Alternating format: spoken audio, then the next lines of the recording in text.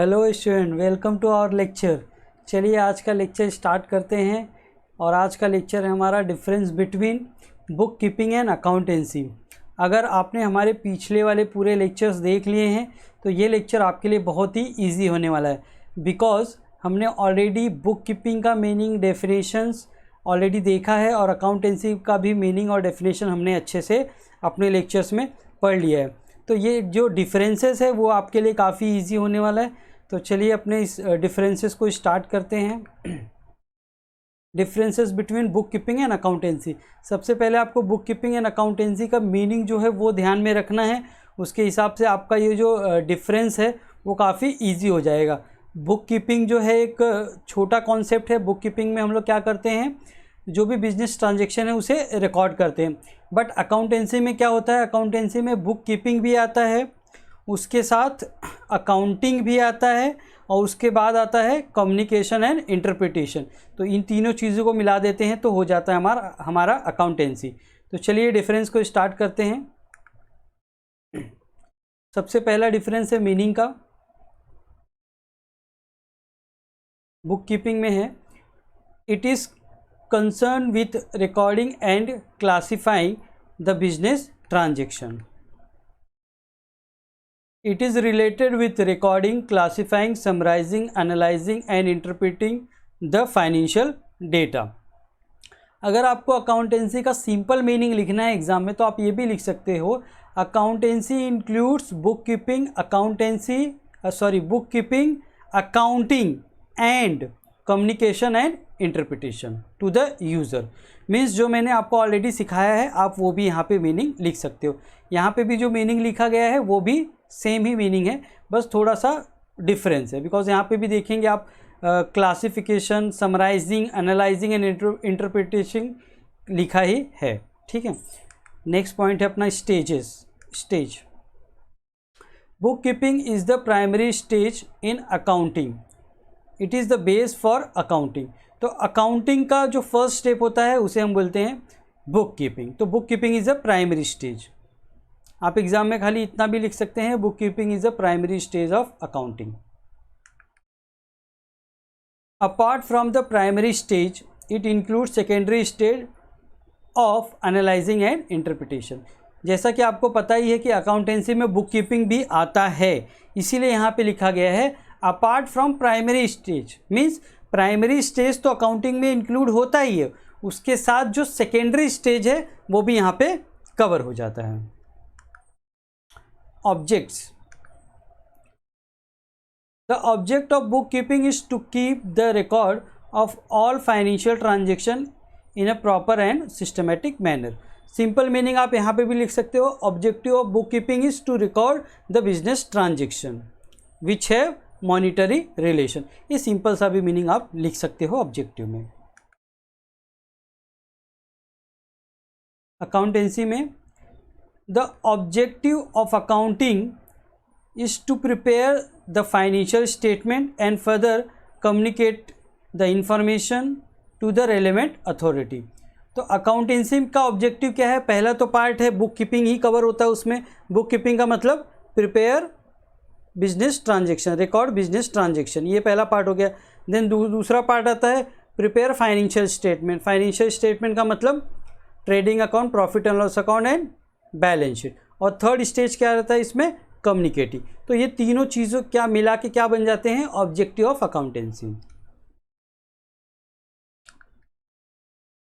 Next है responsibility. तो सबसे पहले बुक कीपिंग में देख लेते हैं responsibility. Junior staff is responsible for recording keeping record. यहाँ पे senior staff is responsible for keeping accounts. इसका मतलब ये है कि जो बुक कीपिंग का काम होता है वो ज़्यादा डिफ़िकल्ट नहीं होता, ठीक है, वो इजी काम होता है। इसीलिए वहाँ पे जूनियर स्टाफ जो होते हैं, जो नए स्टाफ होते हैं, वो क्या करते हैं, बुक कीपिंग को फॉलो करते हैं। और जो सीनियर स्टाफ होते हैं जिनको बिजनेस के ट्रांजैक्शन का अच्छा नॉलेज है वो क्या करते हैं, अकाउंटेंसी का काम करते हैं। Outcome. Book keeping basically result in journal and ledger. यहाँ पे आप ये भी लिख सकते हो, book keeping basically result in journal ledger and trial balance, because book keeping में ट्रायल बैलेंस भी आता है। आपके स्टडी मटेरियल में जिस तरीके से डिस्टिंग्विश दिया है मैं उसी तरीके से आपको बता रहा हूँ, जो मैं आपको एडिशन में बता रहा हूँ आप वैसे भी लिख सकते हो। अकाउंटेंसी में क्या है, the result of accountancy is profit and loss and balance sheet. इस पॉइंट को अगर आपको काफ़ी अच्छे तरीके से लिखना है तो आप ये लिख सकते हो, the result of accounting is trading account, profit and loss account, balance sheet and communication with the user of financial statement. आप ये वर्डिंग भी लिख दोगे तो आपका जो आंसर है काफ़ी अच्छा हो जाएगा। Analysis, the process of book keeping does not require any analysis, because यहाँ पे क्या करना है, आपको खाली बिजनेस ट्रांजेक्शन को रिकॉर्ड करके रखना है। अकाउंटेंसी में क्या होता है, accountant uses book keeping information to analyze and interpret the data and then compiles into the report into reports. Means जो अकाउंटेंट होते हैं वो क्या करते हैं, पहले जो भी इंफॉर्मेशन है उसे एनालाइज करते हैं। कौन से इंफॉर्मेशन, बुक कीपिंग के इंफॉर्मेशन और अकाउंटिंग के इंफॉर्मेशन। बुक कीपिंग से मेरा क्या मतलब है, जो भी बिजनेस ट्रांजैक्शन है उसके, और अकाउंटिंग से क्या मतलब है, trading account, profit and loss account and balance sheet. इन सारी चीज़ों को अकाउंटेंट क्या करते हैं, एनालाइज करते हैं और उसके बाद क्या बनाते हैं, रिपोर्ट्स बनाते हैं to communicate with the management, ठीक है, या फिर users of the financial statement. उनसे कम्युनिकेट करने के लिए वो क्या करते हैं, रिपोर्ट बनाते हैं। Period, book keeping gives day to day details. Book keeping में हम क्या करते हैं, जो day to day business transaction होता है उसे रिकॉर्ड करते हैं, ठीक है। तो इसीलिए यहाँ पे बुक कीपिंग का आउटपुट क्या होगा, day to day transactions. Accountancy gives detail of entire year. देखो अकाउंटेंसी में क्या होता है, communication and interpretation. Communication and interpretation किसका होता है, ट्रेडिंग अकाउंट का, प्रॉफिट एंड लॉस अकाउंट का और बैलेंस शीट का। और ये तीनों ही अकाउंट हम एक साल के लिए बनाते हैं। मैंने आपको ऑलरेडी पहले वाले लेक्चर में हमने ऑलरेडी ये सीखा है।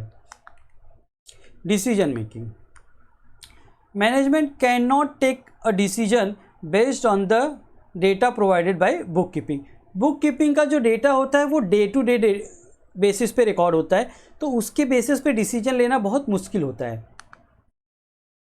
Depending on the data provided by the accountants the management can take critical business decision. अब यहाँ पे कैसे कि आपको पूरे ईयर का, एक साल का इंफॉर्मेशन मिल गया है, तो उस डेटा को यूज़ करके मैनेजमेंट क्या कर सकते हैं, बिजनेस डिसीजन ले सकते हैं। Skill required, analytical skill is not required for book keeping, it required analytical skills. क्योंकि यहाँ पे जो अकाउंटेंसी का काम होता है वो काफ़ी डिफ़िकल्ट काम होता है, इसमें बहुत सारी एक्टिविटीज़ इन्वॉल्व होती हैं, इसके लिए यहाँ पे analytical skill is required. Hope आपको हमारा वीडियो आज का अच्छा लगा होगा। थैंक्स फॉर वॉचिंग, और वीडियो मिलते हैं अपने नेक्स्ट लेक्चर में।